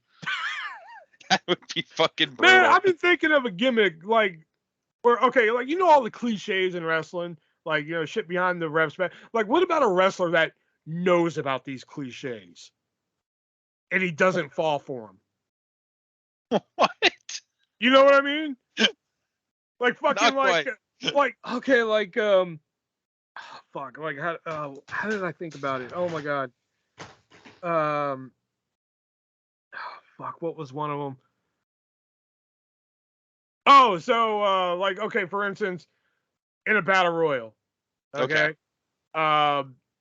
Maybe some ex-wrestler fucking goes under the rope and we think he's gone, whatever. So then like the cliche wrestler, like the one that knows all the cliches, he throws over somebody and the bell rings like he's won, but he's shaking his head no. He runs right outside, grabs the fucker who slid under the ropes and throws him back in, then throws him over. Like he already knows what's happening. Well, fuck, if he knows that in a battle royal, he's got fucking pretty good memory.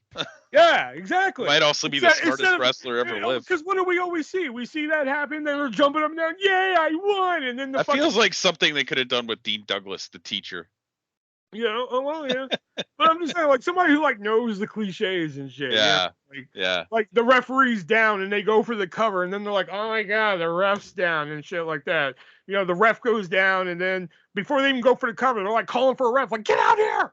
Yeah, they're trying to wake the other one up.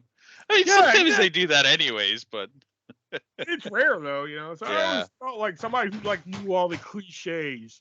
All right. So all right, we're gonna play branching from our Karrion Kross, Lars Sullivan situation we had last week. We're gonna play Marry Fuck Kill, and we're gonna do it a little differently here. So I'm gonna give, and we're all gonna go around, but I'm gonna give these guys 3 wrestling related people or things. Things. Wrestling ring. Yeah. And I'm going to give them a second to think about it. Okay. And then I'm going to guess which one they're going to marry, fucking kill. All right.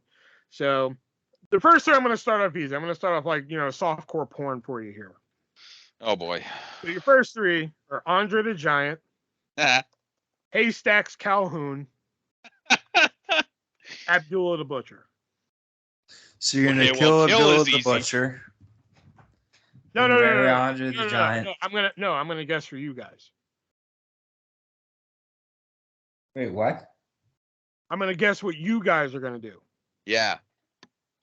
He wants to guess first. He wants to make a game out of it. Oh. Yeah. Okay. So think of what your answer is, and then he's going to guess your answer. Yes. So for Shelby, I think he's gonna marry. I think he's gonna marry Andre the Giant. Fuck Haystacks Calhoun, kill Abdullah the Butcher. And for Nick, believe it or not, I think Nick is going to. I think he's also going to marry Andre the Giant, but he's going to fuck Abdullah the Butcher and kill Haystacks Calhoun. No. Really? And I'm no. Fuck Haystacks Calhoun and kill fucking Abdullah the Butcher. I'm definitely going to kill Abdullah. I don't like Abdullah, but I think I'd marry Haystacks and fuck Andre. Really? Just because, like, Andre's going to take you to town, man, before he fucks you. It's going to be fun. It's going to be a good night. All right. And that man can put him back. Okay. Now I'm going to raise the bar some. Okay. All right. Kevin Nash's quad. Rey Mysterio's knee, Jordan Miles' smile. Okay, I'm gonna fuck Kevin Nash's quad. Marry Jordan Miles' smile and kill Rey Mysterio's fucking knee. Rey Mysterio. It's been surgically repaired 6 times though. Exactly. I think we're giving up on the game portion of it. Yeah. All right. So I think I'm going to kill Kevin Nash's quad just so I never have to see him wrestle ever again. I'm probably gonna fuck Rey Mysterio's knee because I don't know why, I guess. And then Jordan Miles, I may not like him, but how good would it be to be married to a smile? Like that would be you'd wake up every morning to a smile. Like just how great is that? I think that'd be nice. That's my Wow. Okay, and your third one. This is gonna be absurd. I thought mine were weird. Okay, here we go. Your last three. Marry, fuck, kill. Sid Scissors. Jose Gonzalez's knife. Oh, Chris Benoit's weight plate. I'm gonna fuck Chris Benoit's weight plate. I'm gonna fucking marry Sid Scissors. And the other one for Jose. I'm gonna agree with the weight plate. Actually, it has a convenient hole, and the other things are sharp. Well, the other things are sharp. No, which one do I marry? See, a knife's like. Well, hey, to be fair though, wait a minute. This is how this game's gonna go, because y'all gotta think about all the fucking the X factors and shit. Yeah, you can fuck the weight plate because it has a convenient hole, but the scissors has 2 holes. Yeah, but I also got to worry about a blade. If I slip, I might just cut myself off. I think I'm gonna marry the knife just because I think a knife is more useful than a pair of scissors. And then I guess I'll kill. I don't know how you kill scissors. Just shove them into a big fire. Oh, fuck. This is not how I expected you to play this.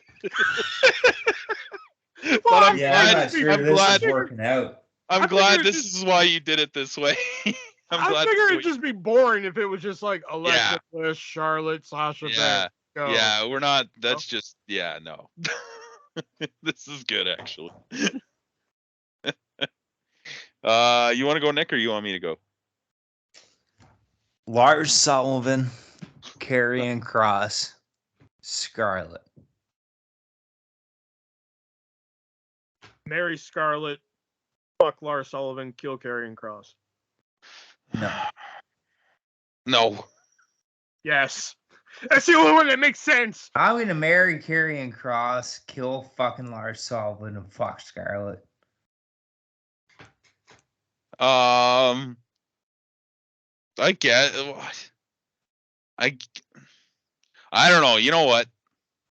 I'm gonna marry Karrion Kross because he's he's a very big dude, and he looks kind of scary. And I don't think a lot of people would fuck with you if walking around with a goddamn bodybuilder. I think Lars Sullivan's a piece of shit, isn't he? Yeah. Yeah. So I'm gonna kill Lars Sullivan, and then Scarlett gets the fuck, I guess, just because. Well, she is a girl too, so that is convenient. But yes. I disagree. He's not a great wrestler. He's unfuckable. God, fuck him.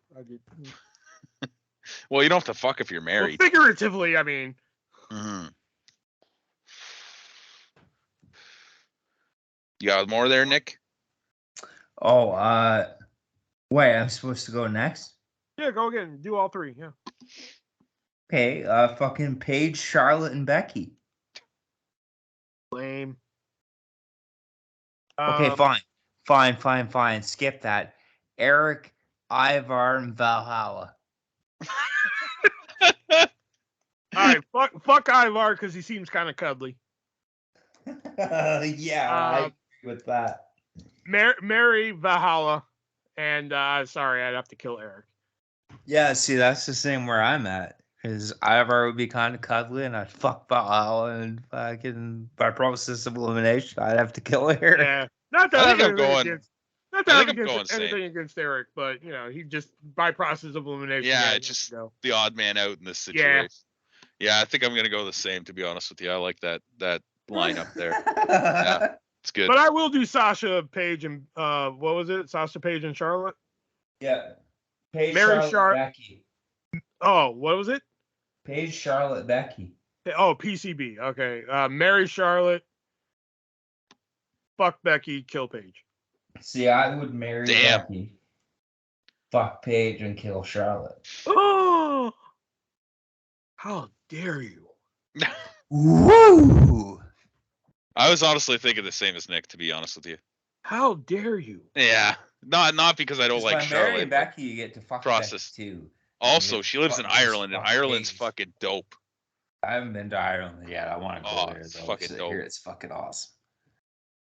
I'd be afraid of like fucking Paige, and she'd be like, "Oh my neck," you know, like whatever. Wow. Well, I mean, you just don't have to be that rough, I guess. I don't know. Yeah, but Daddy likes it rough. Fair enough. All right.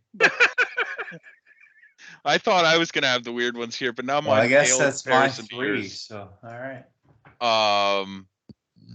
Paul Heyman, Okay. Bruce Pritchard, and Jim Cornette. I would marry Jim Cornette, fuck Paul Heyman, and kill Bruce Pritchard. Hey, the fact that you came up with that so quickly is kind of scary. I There actually was have like a pretty no hesitation. There was like no thought, anything. Well, you think. See, I'd marry Bruce Pritchard because Bruce Pritchard might be a bullshitter, but he has some of the best stories in the business. I And don't know. I think Cornette has some good stories, man. Cornette has some good stories, but anytime we go out in public, I'd want to fucking kill him anyways. So unfortunately, he might be my favorite of the 3, but he's getting the kill. No, And I you know guess what? by process of elimination, I gotta fuck Heyman, which doesn't sound fun. I'm gonna go. Oh man, yeah, I really don't want to fuck Heyman though. I know, but honestly, I don't think I wanted to with any of them. Although I think Heyman's probably in the worst shape of the 3, and he's not like that bad of shape. But I think Heyman has good stories too, because I've seen some of his shoots and everything. They're good shoots. yeah, but Oh, like man. he'd also be really annoying too, because like he's a New York guy. Heyman's got a big mouth. I want him to blow me. So fuck.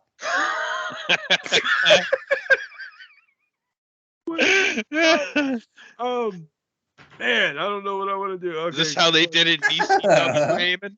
All right, I guess I'd marry Cornette because I could listen to stories like that.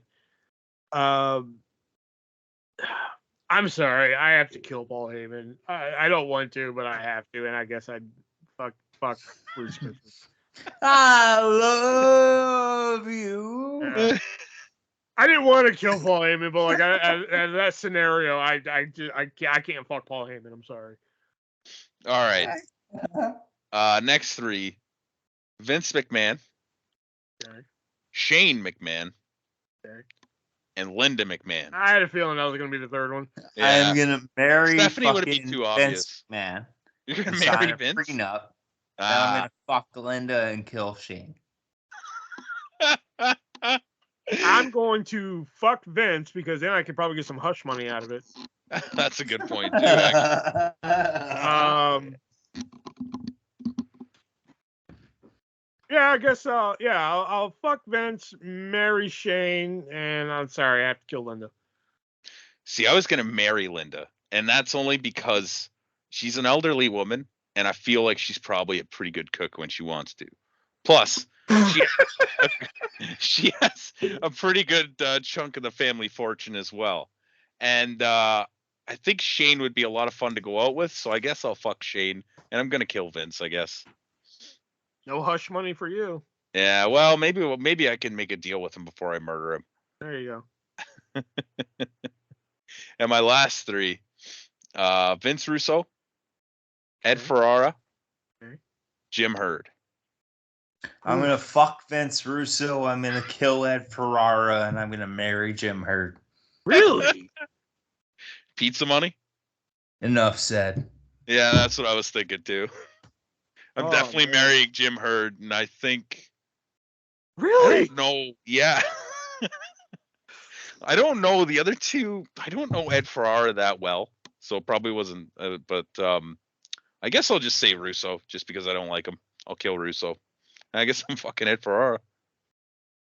Yeah, even though he's kind of a fucked up kooky dude, I'd marry Vince Russo. You know, he's a really kooky dude, but you know, he's a God guy too. He likes Jesus and stuff like that. See, that's another reason to kill him. Go be with your leader.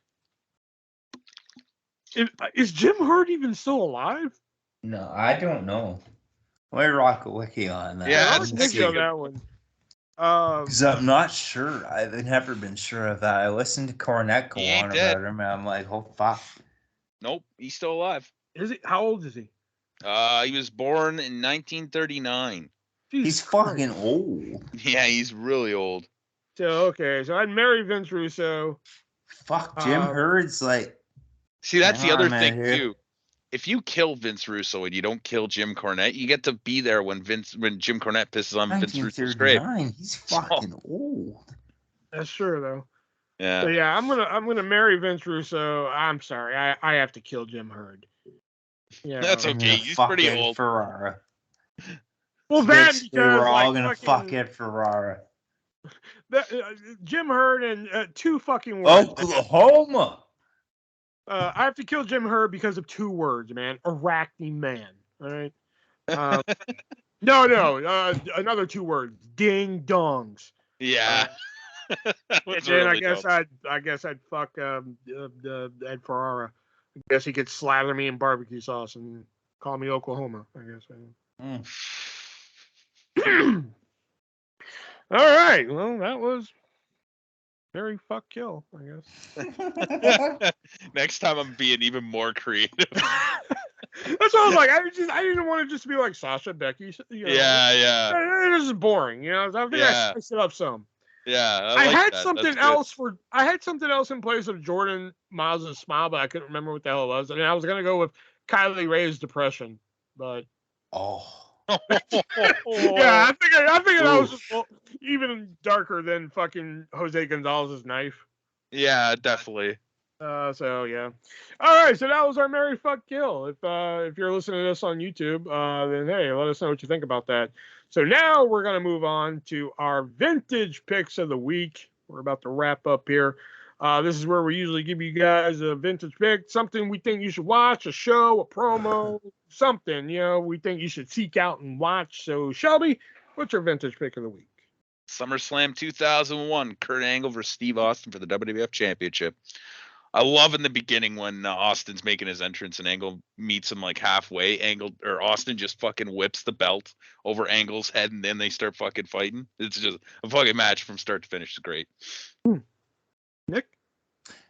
So Joe Hendry versus Scotty 2 Hotty from over the summer. There was a pre-entrance parody song of Living on a Prayer by Bon Jovi that Joe Hendry did against Scotty 2 Hotty. The main lyric was, the worm's too slow as shite people's elbow. So yeah. Huh. And mine, I was actually scrolling Facebook and this one popped up and it's a classic. It actually involves two people who were in the main event of King of the Ring 2001, and that is Booker T versus Steve Austin inside the grocery store. Oh yes, fuck. Beautiful. I feel like we've talked about this before. Yeah, it's so good. Grocery store fight.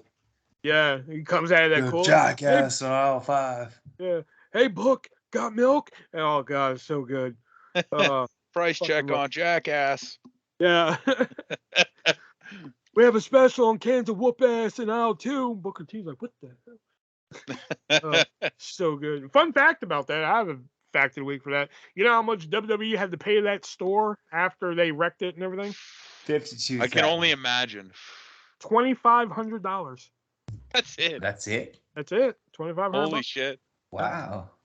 Yeah, $2,500. And honestly, the way it's shot too, it does sometimes feel like they just went in the store and did it, especially with the cop sirens at the end.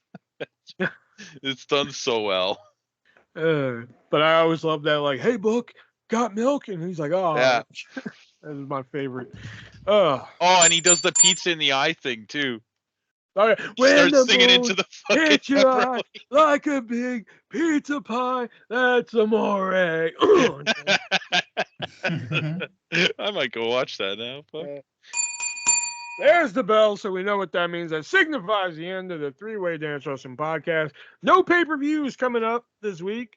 So we came up with a couple ideas before Nick got on here. So it's either going to be a retro pay-per-view review or we might get the grand conclusion to our role-playing. Don't all get excited at one time. Yeah. We know how everybody loves those episodes. Well, the last one actually did pretty well for us. Did it? I didn't really pay attention. Yeah, it did. It did pretty well for. Well, especially on the Spotify, Apple, and all that good shit. Oh. Yeah, the last few episodes on Spotify, Apple, and all this stuff have been doing pretty well for us. Interesting. Yeah, it has. It's been doing pretty well for us. So I wouldn't mind doing it if you're game. I'm down. All right, there it is. Next week, we will finally get the conclusion, which I believe is a conclusion, considering how the last one ended with us. Next week or the following? You don't want to do one for Christmas? I don't know if I... Let me think about it. Well, no, it's not that. I'm pretty busy the next week, so I don't know how much time I'm going to have to write that, but I could probably do it the week after because I'm off between Christmas and New Year's anyway. Well, so. Well, now you're busy next week with our fucking podcast.